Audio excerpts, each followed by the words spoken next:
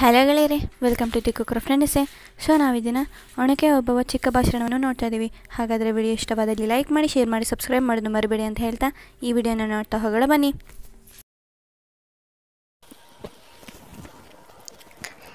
ವೇದಿಕೆ ಮೇಲೆ ಆಸೀನರಾದ ಪ್ರಧಾನೋಪಾಧ್ಯಾಯರೇ, ಉಪಾಧ್ಯಾಯರೇ, ಪೋಷಕರೇ ಹಾಗೂ ನನ್ನ ಮುದ್ದಿನ ಮಕ್ಕಳೇ, ಎಲ್ಲರಿಗೂ ಒಣಕೆ ಓಬವ್ವ ಜಯಂತಿಯ ಶುಭಾಶಯಗಳು. ಕನ್ನಡ ನಾಡಿನ ವೀರ ಹಾಗೂ ಶೂರನಾರಿ ಎಂದರೆ ಈ ಚಿತ್ರದುರ್ಗದ ಒಣಕೆ ಓಬವ್ವ. ಮೂಲತಃ ಇವರದು ಗುಡೇಕೋಟೆ. ಇವರ ತಂದೆ ಛಲವಾದಿ ಚಿನ್ನಪ್ಪನೆಂದು. ಓಬವ್ವನ ಪತಿ ಮದ್ದ ಹನುಮಂತಪ್ಪ. ಇವನ ವೃತ್ತಿ ಚಿತ್ರದುರ್ಗ ಕೋಟೆಯ ಕಾವಲುಗಾರನಾಗಿದ್ದ. ಆ ಸಂದರ್ಭದಲ್ಲಿ ಚಿತ್ರದುರ್ಗವನ್ನು ಆಳುವವನು ಮದಕರಿ ನಾಯಕ. ಇವನನ್ನು ವೀರ ಮದಕರಿ ಎಂತಲೂ ಕರೆವರು. ಅವನ ಆಳ್ವಿಕೆಯಲ್ಲಿ ರಾಜ್ಯವು ಸುಭಿಕ್ಷವಾಗಿತ್ತು.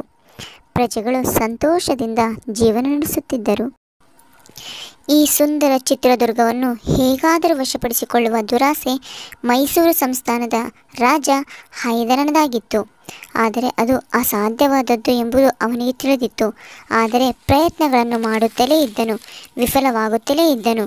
ವಿಫಲವಾದಂತೆಲ್ಲ ಅವನಿಗೆ ಛಲ ಹೆಚ್ಚಾಗುತ್ತಲೇ ಇತ್ತು. ಹೈದರಾಲಿಗೂ ಮದಕರ ನಾಯಕನಿಗೂ ತಿಂಗಳುಗಟ್ಟಲೆ ಘನಘೋರ ಯುದ್ಧ ನಡೆಯುತ್ತದೆ.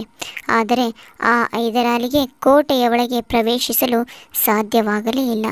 ಕೊನೆಗೆ ಕುತಂತ್ರದಿಂದ ಹೇಗಾದರೂ ಮಾಡಿ ಕಳ್ಳ ಮಾರ್ಗವನ್ನು ಕಂಡುಕೊಳ್ಳಬೇಕು, ಕೋಟೆ ಒಳಗೆ ನುಗ್ಗಿ ಮದಕರನನ್ನು ಸೋಲಿಸಲೇಬೇಕು ಎಂದು ಹಲವಾರು ದಿನ ಕೋಟೆಯ ಹೊರಗೆ ಕಾಯುತ್ತಲೇ ಇದ್ದನು. ಅದರ ಜೊತೆ ತನ್ನ ಗೂಢಚಾರರನ್ನು ಚಿತ್ರದುರ್ಗಕ್ಕೆ ಕಳುಹಿಸಿದ್ದನು. ನಿರಂತರ ಪ್ರಯತ್ನಕ್ಕೆ ಫಲವಿದೆ ಎಂಬಂತೆ ಸಿಕ್ಕೇ ಬಿಟ್ಟಿತು ಅವನಿಗೆ ಕಳ್ಳ ಮಾರ್ಗ. ಅದು ಮೊಸರು ಮಾರಲು ಹೋಗುವ ಹೆಂಗಸಿನ ದಾರಿಯನ್ನು ಪತ್ತೆ ಹಚ್ಚಿ ಮೈಸೂರಿನ ಸೈನಿಕರು ಕಳ್ಳಗಿಂಡಿಯನ್ನು ಕಂಡುಹಿಡಿದು ಹಿಕ್ಕಿ ಹೋದರು. ಮರುದಿನವೇ ಹೈದರಾಲಿಯು ಹಾಗೂ ತನ್ನ ಸೈನ್ಯವನ್ನು ಸಜ್ಜುಗೊಳಿಸಿ ಯುದ್ಧಕ್ಕೆ ಮುಂದಾದನು. ಮದಕರಿ ನಾಯಕನ ಕೋಟೆಯ ಕಾವಲುಗಾರ ಈ ಓಬವ್ವನ ಗಂಡ ತನ್ನ ಕರ್ತವ್ಯದಲ್ಲಿ ಮಗ್ನನಾಗಿದ್ದ. ಊಟದ ವೇಳೆ ಆಗಿರುವುದರಿಂದ ಓಬವ್ವ ಗಂಡನನ್ನು ಊಟಕ್ಕೆ ಕರೆದಳು. ಇದನ್ನೆಲ್ಲ ವೀಕ್ಷಿಸುತ್ತಿದ್ದ ಹೈದರಾಲಿ ಸೈನ್ಯ ಇದೇ ಕೋಟೆ ಒಳಗೆ ನುಗ್ಗಲು ಸರಿಯಾದ ಸಮಯವೆಂದು ಅರಿತು ಒಬ್ಬೊಬ್ಬರೇ ನುಸುಳತೊಡಗಿದರು. ಇಲ್ಲಿ ಓಬವ್ವ ಗಂಡನಿಗೆ ಊಟ ಬಡಿಸಿ ನೀರು ಇಲ್ಲದ ಕಾರಣ ನೀರು ತರಲು ಹೋಗುವೆನೆಂದು ಗಂಡನಿಗೆ ಹೇಳಿ ಹೊರಟ ಓಬವ್ವನಿಗೆ ವಾಯುವ್ಯ ದಿಕ್ಕಿನಲ್ಲಿರುವ ಕಿಂಡಿಯಲ್ಲಿ ಸದ್ದಾಗುವುದು ಕೇಳಿಸಿತು. ಕಿಂಡಿಯಿಂದ ಒಬ್ಬೊಬ್ಬರಾಗಿ ನುಗ್ಗುತ್ತಿರುವುದು ಕಾಣಿಸಿತು. ಅಪಾಯದ ಸೂಚನೆ ಕಂಡ ತಕ್ಷಣವೇ ಗಂಡನಿಗೆ ವಿಷಯ ತಿಳಿಸಲೆಂದು ತನ್ನ ಮನೆಗೆ ಒಂದೇ ಉಸಿರಿಗೆ ಹಿಂತಿರುಗಿದಳು. ಆದರೆ ಊಟ ಮಾಡುತ್ತಿರುವ ಗಂಡನನ್ನು ಅರ್ಧಕ್ಕೆ ನಿಲ್ಲಿಸಲು ಮನಸ್ಸಾಗದೆ ತಾನೇ ಶತ್ರುಗಳನ್ನು ಎದುರಿಸಲು ನಿರ್ಧರಿಸಿದಳು.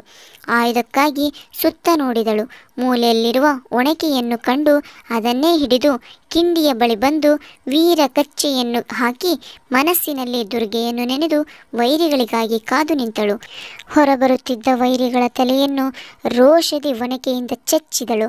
ಆ ಒಣಕೆಯ ಹೊಡೆತಕ್ಕೆ ವೈರಿಗಳ ತಲೆಯು ಸೀಳಿತು. ಹೆಣಗಳು ರಾಶಿ ರಾಶಿಯಾಗಿ ಬಿದ್ದವು. ಇತ್ತ ಓಬವ್ವನ ಗಂಡ ಇನ್ನೂ ಬರಲಿಲ್ಲ, ನೀರು ತರಲಿಲ್ಲವೆಂದು ಹುಡುಕುತ್ತಾ ಬಂದ ಅವನಿಗೆ ಕಂಡದ್ದು ಹೆಣಗಳ ರಾಶಿ. ಅವುಗಳನ್ನು ನೋಡಿ ಔಹಾರಿದನು.